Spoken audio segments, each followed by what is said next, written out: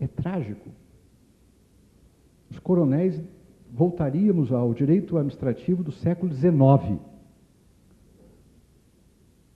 Os coronéis tomariam conta inteiramente das rédeas. Hoje já temos uma discricionariedade administrativa e política quase sem freios. Imaginem sem essa instituição de Estado independente. Segundo exemplo, antes de falar de administração tributária, regulação.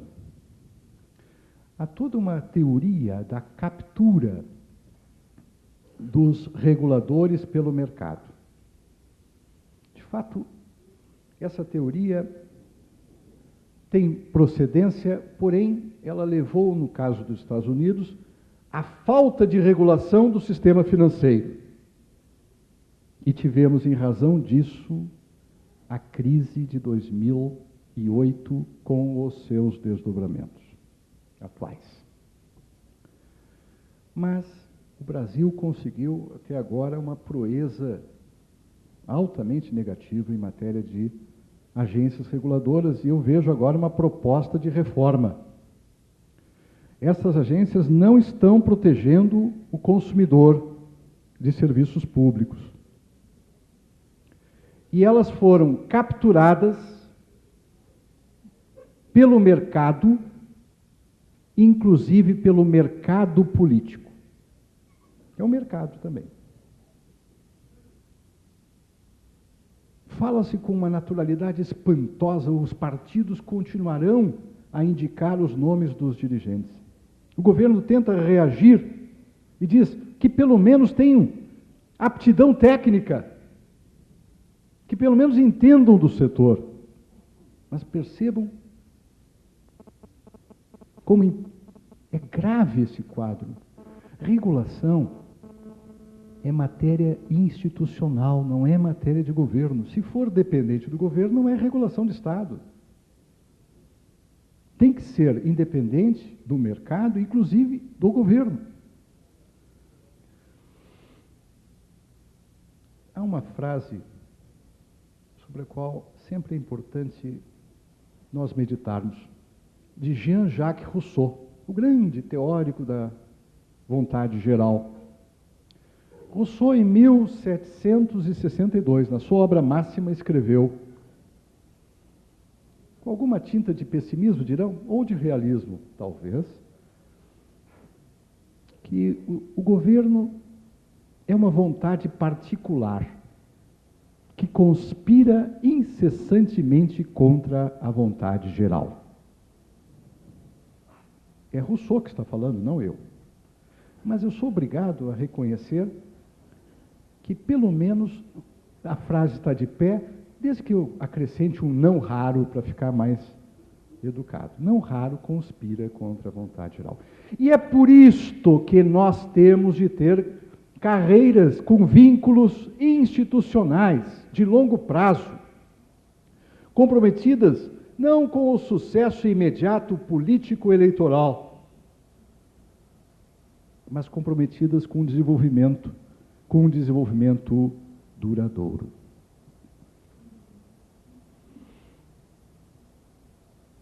E o que nós vemos é que ainda precisamos amadurecer o clima de respeito à Constituição brasileira neste ponto capital. Ou nós criamos, no Brasil, um Estado constitucional, ou não haverá um ambiente de segurança jurídica para investimentos de longo prazo, sem os quais não há desenvolvimento duradouro.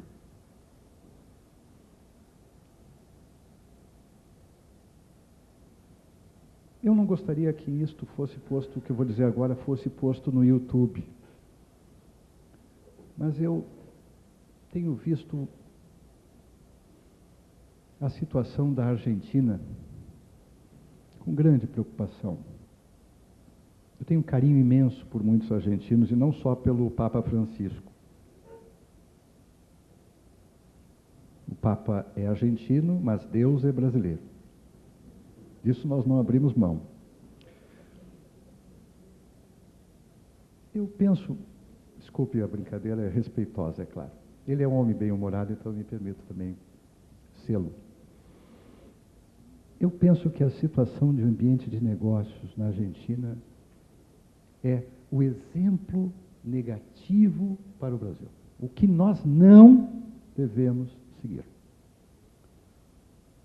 As instituições de Estado lá estão em desprestígio profundo. Profundo. Um órgão oficial diz que a inflação foi 10%, e todos sabem que foi mais de 20%. Independência e legitimidade estão prejudicadas.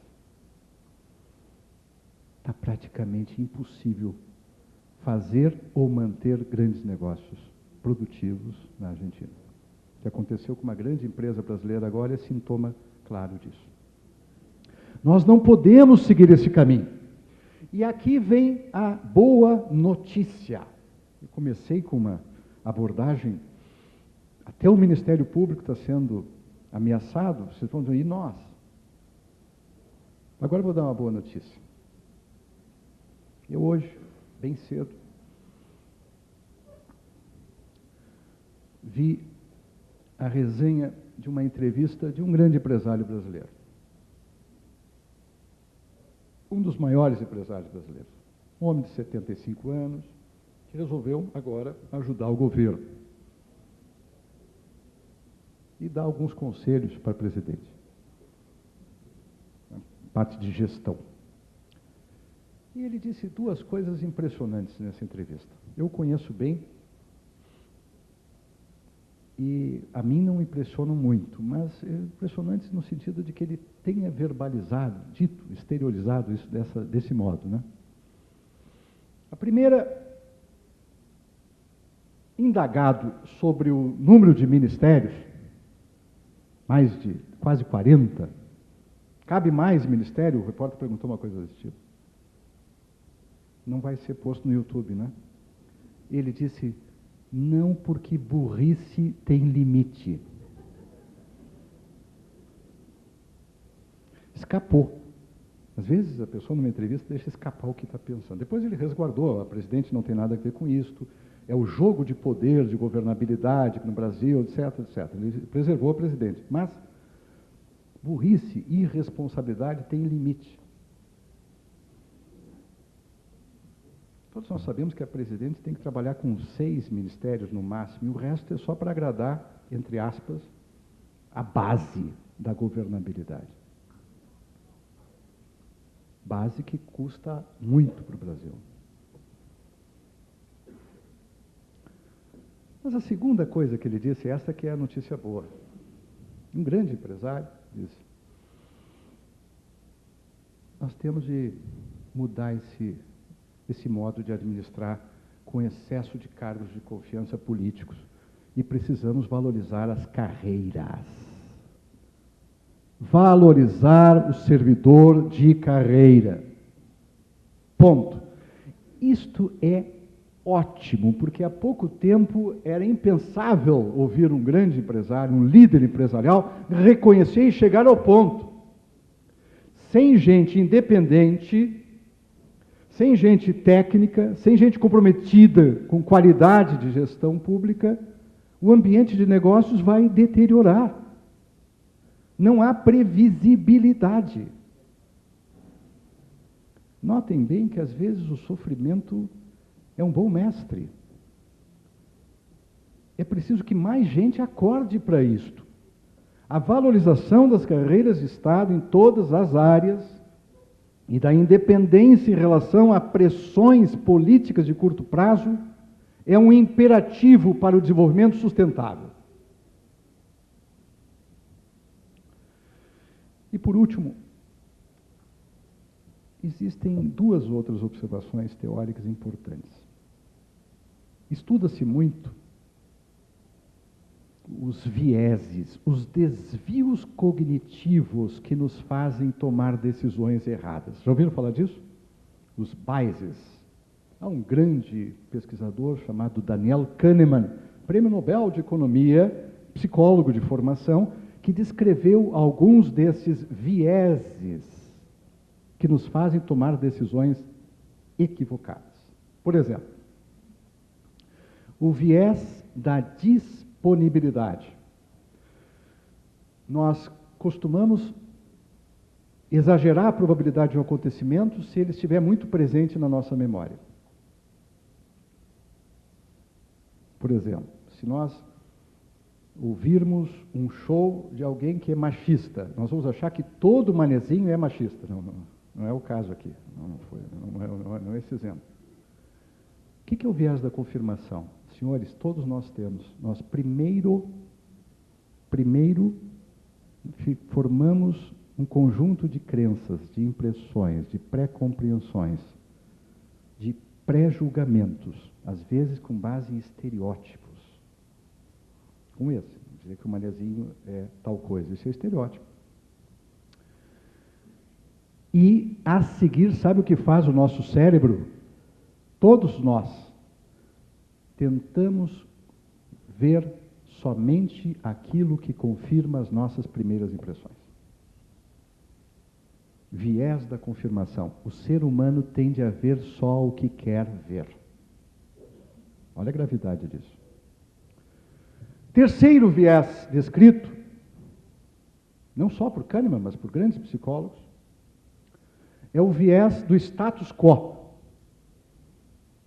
Quando se fala em administração tributária, carreira essencial, emenda 42, vem toda aquela carga de status quo, eles não são, eles são ligados ao governo. Não é? E há um quarto viés, entre vários outros. Depois, se vocês tiverem interesse, eu mando um artigo que mapeei todos esses vieses, com base nas pesquisas de grandes estudiosos, que é o viés da preferência pelo presente. Nas escolhas intertemporais, o ser humano busca recompensas imediatas. E isto foi necessário evolutivamente para nós termos maior sobrevivência no processo comprovado de seleção natural. Ocorre que essa busca de recompensa imediata tornou-se voracidade e está colocando em risco, por exemplo, a sobrevivência da espécie humana. No relatório chamado Ascensão do Sul, referido há pouco aqui, publicado ontem pela ONU, há um número impressionante. Em 2050, 2,7 bilhões de seres humanos deverão estar na extrema pobreza por conta da crise ambiental. E o que é a crise ambiental? Senão essa dificuldade de pensar o futuro. Mas a ciência também nos diz que o que faz o ser humano um pouquinho diferente dos nossos colegas animais, mas nós somos também animais, somos também natureza, mas é a capacidade que nós temos, até pelo tamanho do nosso cérebro, pelo desenvolvimento do córtex pré-frontal, a capacidade que nós temos de representar o futuro, de planejamento, de descolarmos a recompensa imediata e de aprendermos a ter recompensas no futuro. Há uma pesquisa célebre, a pesquisa do Marshmallow. Um grande cientista mapeou, ele ofereceu um doce, marshmallow, para um conjunto de crianças nos Estados Unidos. E disse, se tu quiseres este doce agora, levarás 1. Mas se tu conseguires adiar por um tempo, levarás 2. Aquelas crianças que foram capazes de fazer o delay of gratification, né? Adiar a gratificação, isto é, pensar a longo prazo,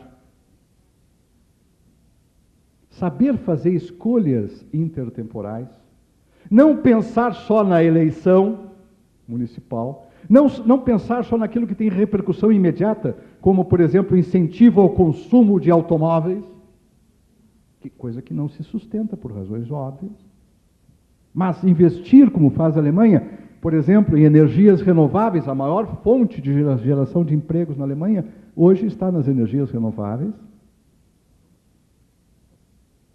E o senhor tem razão, pode ser um belo local para fazer um seminário. As crianças foram acompanhadas mais de 20 anos. E o que se comprovou, e é isto que por isso que essa pesquisa é clássica, que só foram realmente bem-sucedidos aqueles que foram capazes de adiar a gratificação. E o que é o Estado? O Estado constitucional é uma tentativa de organizar o futuro segundo objetivos de longo prazo, que estão na nossa Constituição, no artigo 3º. Mas quem são aqueles dentro desse Estado que mais são chamados, pela sua essencialidade, a responderem por esta capacidade de representação do futuro, de adotar, portanto, compromisso com políticas públicas a longo prazo? São as carreiras típicas de Estado. São aquelas que não têm o compromisso com o imediato e que sabem dizer não muitas vezes ao imediato, em nome da preservação do desenvolvimento duradouro.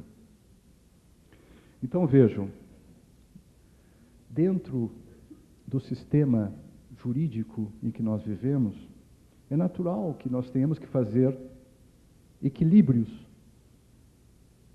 Em inglês se diria trade-offs.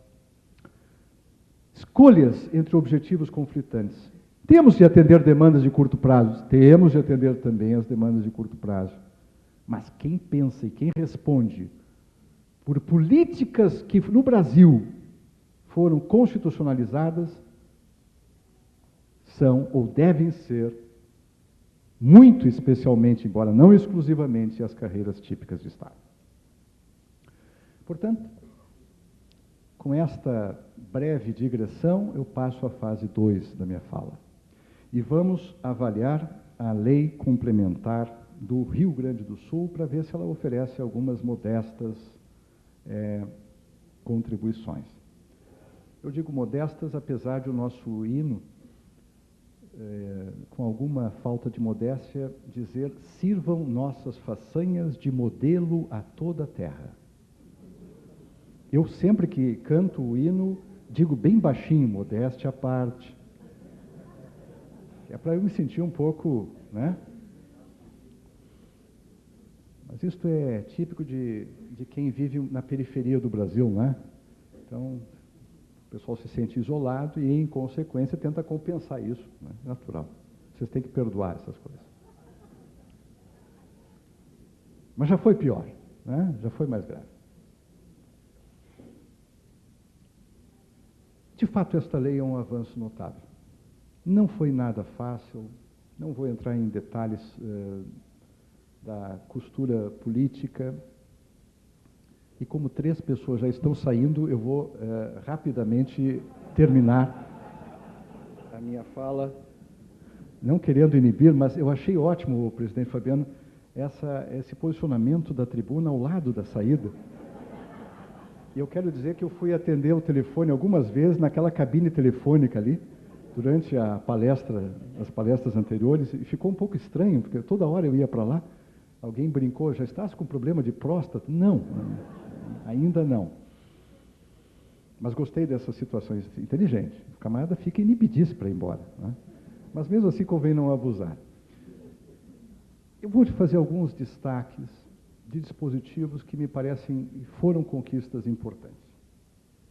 Em primeiro lugar, a lei reafirma, em mais de um lugar, com desdobramentos técnicos, a receita estadual como atividade essencial ao funcionamento do Estado. Um desses desdobramentos está no artigo 3º. A Receita Estadual terá recursos prioritários e suficientes para a realização de suas atividades, etc. E o parágrafo único consagra expressamente também a autonomia funcional. Agora, tudo isso é verdade, porém, houve, no meu entender, uma grande conquista institucional. Qual é o referencial que nós defendemos? Eu defendi isso no Pará, tenho defendido em todas as vezes que falo sobre o assunto. O referencial é o Ministério Público. Portanto, olhando para a história do Ministério Público, um dos fatores importantes para a sua afirmação é o fato de que, no topo da sua carreira, está alguém que pertence à carreira.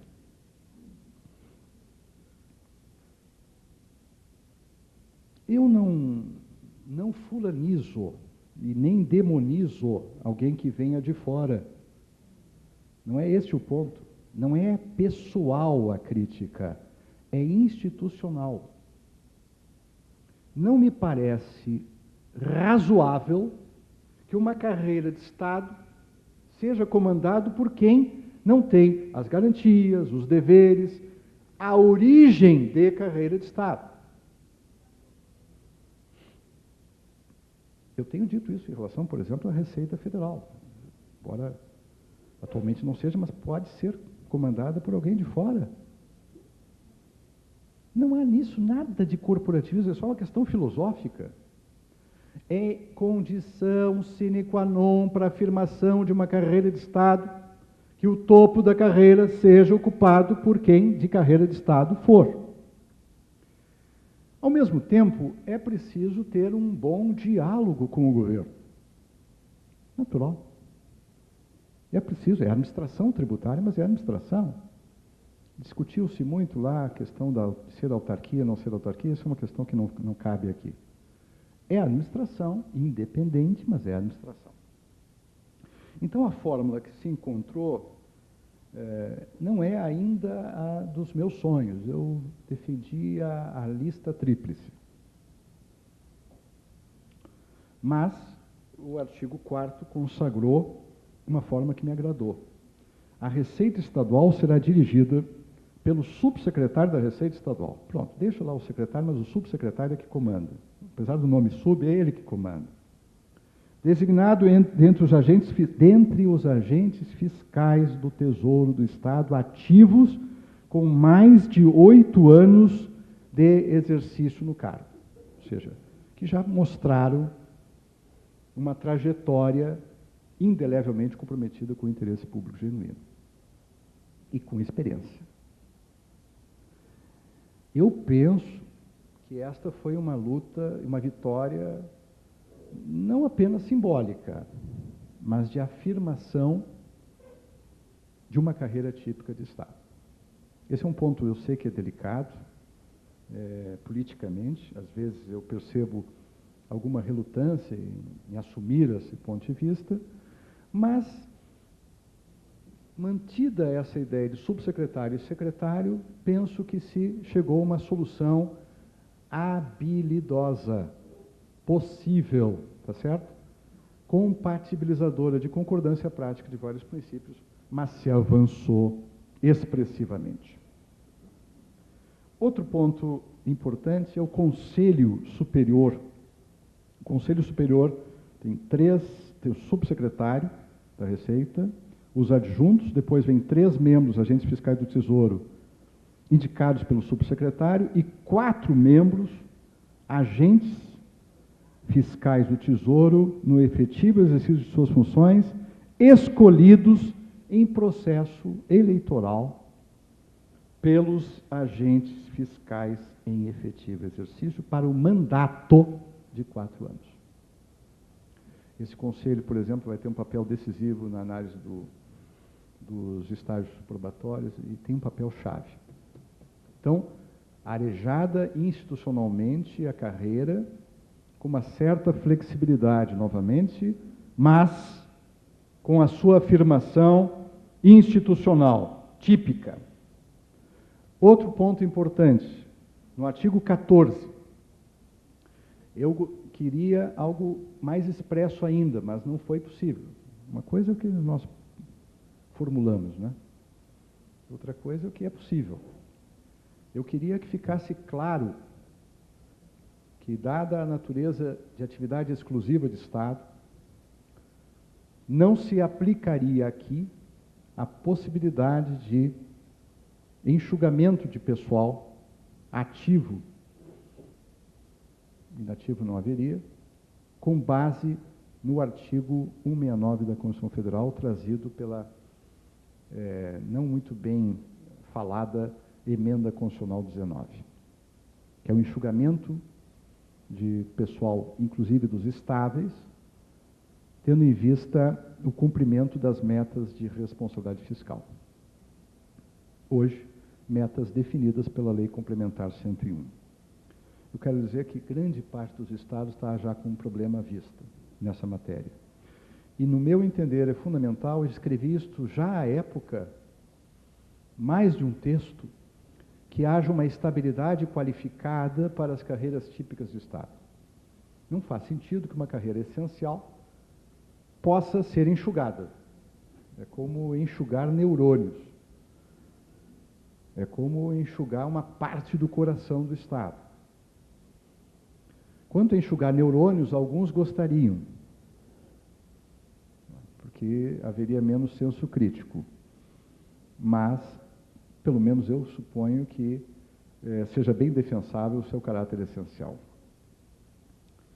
Mas se colocou aqui, pelo menos, algo que não podia, eu próprio opinei, que defendi mais de uma vez, que não se poderia colocar numa lei complementar estadual, por enquanto, a inamovibilidade.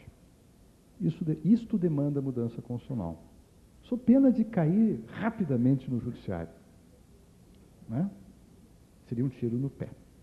Mas eu propus, e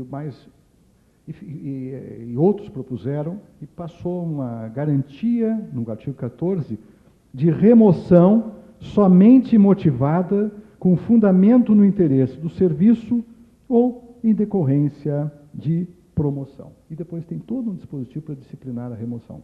Ora, na prática, bem interpretado esse dispositivo, é inamovibilidade. Não ponho no YouTube, mas é inamovibilidade, sem dizer que é inamovibilidade, mas é. O objetivo foi alcançado sem bater de frente com a Constituição. Outro ponto importante, não meramente simbólico, é a afirmação do núcleo de indelegabilidade da carreira, no caso aqui chamada agente fiscal do Tesouro do Estado. Esse núcleo está no artigo 18. E há aqui referência a algo que foi mencionado há pouco pela Adriana, que é atividade exclusiva, compreendendo fundamentalmente. É uma lista, vale a pena vocês depois examinarem. Mas eu tenho um carinho especial pela letra B do inciso 1 do artigo 18. Exclusivamente, dar início à ação fiscal, executar a auditoria fiscal em relação a contribuintes e demais pessoas naturais ou jurídicas, e constituir o crédito tributário mediante lançamento. No meu entender, se nós fraquejarmos neste ponto, se nós claudicarmos neste ponto crítico, adeus carreira típica de Estado. Então é preciso aqui considerar a necessidade de uma lei orgânica, de uma LOAT, blindar a atividade típica indelegável do lançamento. Eu sei que isto mereceria um pouco mais de tempo, mas diante dos três que já partiram, é melhor eu não me deter.